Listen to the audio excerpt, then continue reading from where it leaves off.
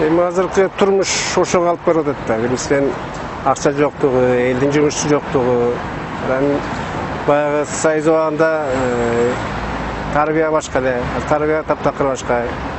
Көпчүлүк айылдан келгендер, чет жактан келгендер, топтошуп аракет баштырат. Ошон үчүн эне ата менен эле мугалимдердин тарбиясын жакшыраак тарбия бериш керек. Мектептин алы жетпей атат да азыр. Алардын күнөөсү бар. Мурункудай балдар коркпойт азыр.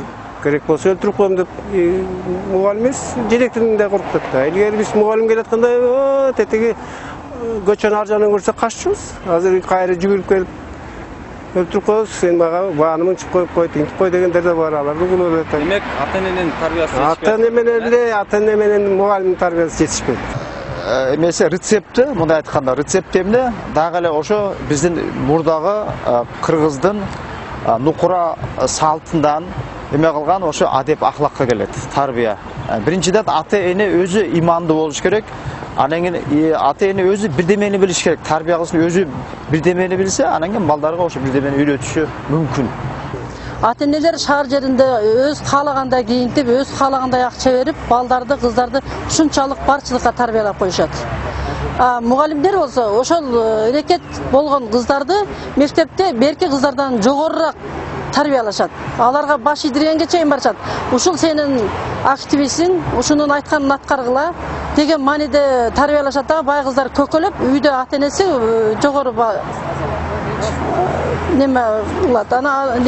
Мугалимдер да аны жогору баалашат дагы. Ошондуктан мугалим кыздар биз гана болушубуз керек деп кыздарга мындай кысым көрсөтүп, төмөн кылып, байкыларды басынтып, байкыларга кана сенин ата-энең бербейби, сен бирөөнүн жалгыз кызысың, эмне үчүн сага биздей кылып бербейт деген мааниде кылып туруп кыздарды көбүнчө ушундай кылышат.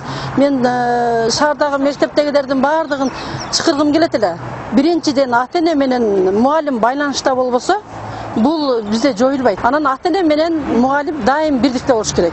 Азыр мисалы мурунку кезге караганда, мурунку убакытка караганда азыркы убакытта мисалы рекетчилик кыздар жагы, кыз жагында, аял заты жагында, кыздар жагында аябай көбөйүп кеткен.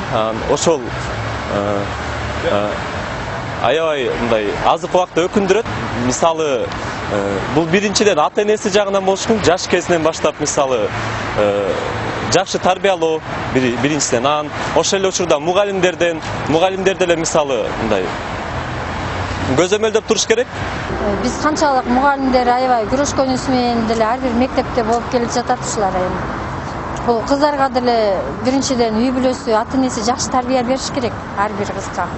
Анан ошо тарбиядан да ойлойм. Анан жоюш үчүн дагы эле баса белгилеп кетем, ошо баары биргелешип, мугалимдерге үй бүлө, ата-эне тыгыз байланышта иштеш керек. Анан коомчулук баарыбыз биргелешип, коомчулукта жардам бериш керек да. Анан участковыйлордун да ролу чоң, ошо жакшы тыгыз байланышта иштеш керек өспүрүм балдар менен. Анан өспүрүм балдарды да бир кызыктырган көп нерселерди уюштуруп турушубуз керек. Тарбиялык иштерди жакшы алып барышыбыз керек ошо. Участковыйлардын дагы бул жерде ролу чоң, ошо аябай бизге жардам бериш керек. Азыр биз аябай жардамга муктажбыз. Бүт эле мектепте ушундай да.